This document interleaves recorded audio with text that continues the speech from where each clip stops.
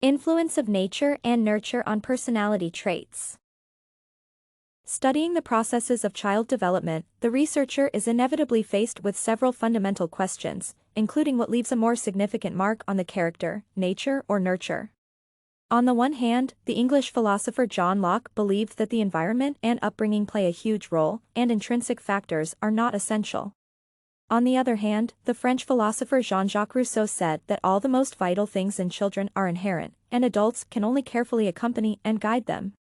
Nevertheless, although the path of development of each person is genetically determined, there are some critical points associated with upbringing, which affect the possession of certain character traits. Thus, both nature and nurture have the same value for human development.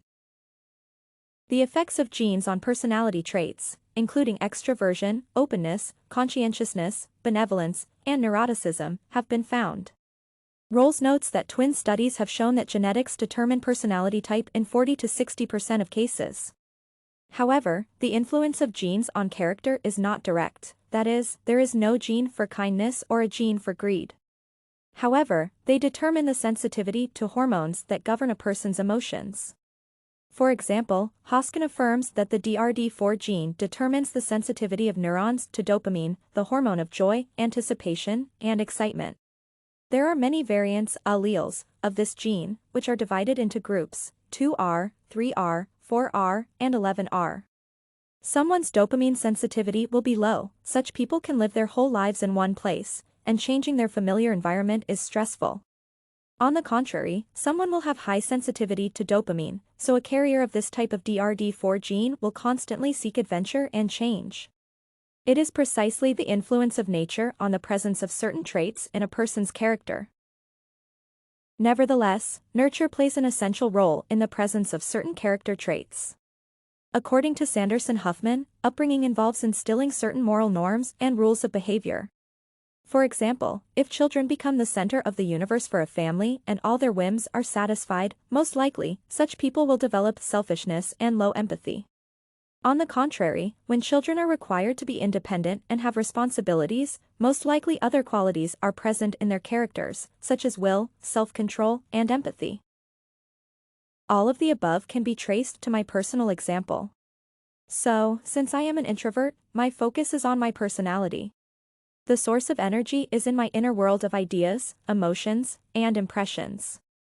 The outside world quickly puts me into a state of overexcitation, and I need a quiet place where I can think carefully and recharge my batteries.